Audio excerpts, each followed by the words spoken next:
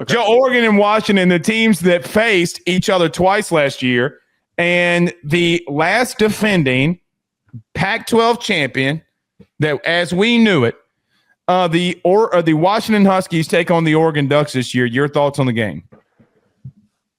Oregon has no reason to doubt themselves stepping into this matchup. We've talked about every single week why Oregon is the most balanced team in the country. They have been so stout on offense. They have been so stout on defense. They have been incredibly consistent. Washington has been all over the place. They've put out good performances. Their secondary has played well against some teams, and they have gotten smoked by others. There is now a new fold into the mix here as they have been playing DeMond Williams Jr., who is a freshman and is going to be one of those guys that's next up. I think if I'm Oregon, though, I'm not worried about DeMond Williams. And I'm looking at this matchup and I'm thinking, true freshman quarterback, are you kidding me? After what we went through last year playing you guys, we talked about Ohio State earlier. I think that Dan Lanning is looking at this opportunity at home as a chance to like really take it to Washington after getting pushed out of the playoff conversation and an opportunity to win the Pac-12. They are going to be pissed, and Dan Lanning is going to try and make a statement.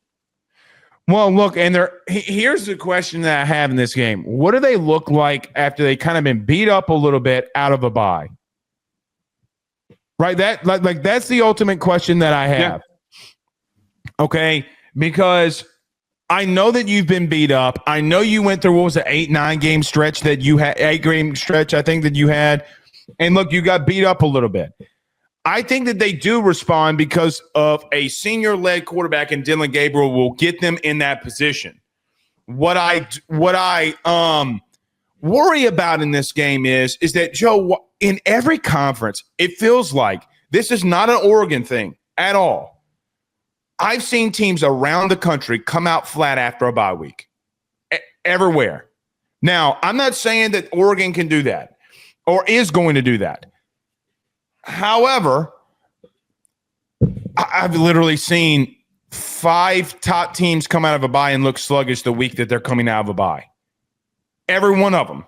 So whether it be Texas, Georgia, Penn State, Ohio State, kind of, what was it, Nebraska? I mean, give me a break here, okay? How are you going to respond to that adversity? Are you going to get into a game that's a little bit closer in a rivalry week after a bye? I don't know. But, man, I just look at Washington, and I'm like, my mind is telling me that Oregon, they're everywhere. Quarterback, running back, O-line, D-line, special teams, coaching staff, cheerleaders, everything. Fans in the stands. They have every advantage here. This game is at 6:30 and now at 6:30 at night. And I'm just thinking to myself, man, why? Don't do it. Don't come in here and say this one's a blowout. Don't do it. Because you've seen too many teams this year coming off byes that have been sluggish early. I don't know if it happens here because, look, man, this team got time to heal.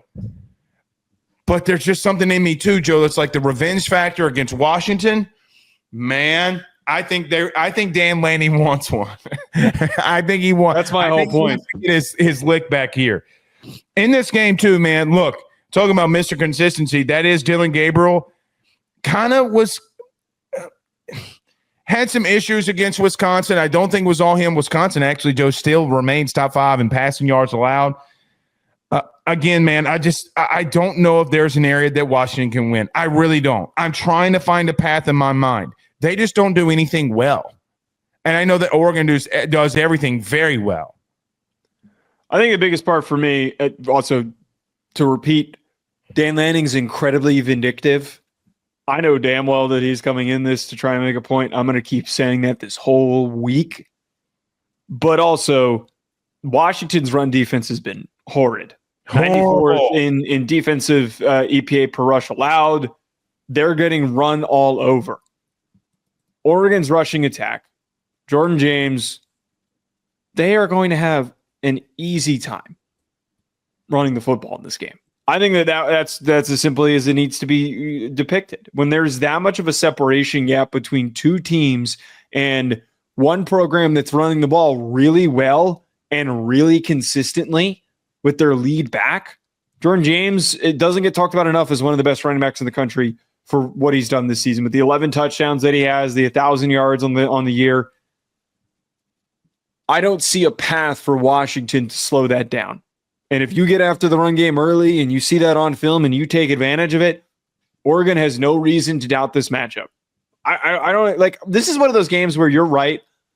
It is a rivalry. It was, if the board was still there, I think this would be even more tense, but it's not. It's Jed Fish's first year, so there's not that same level of, I think, hatred on the Washington side from this current coaching staff. But outside of this being a rivalry, it feels like one of the more simple games to predict. Oregon has been a wagon.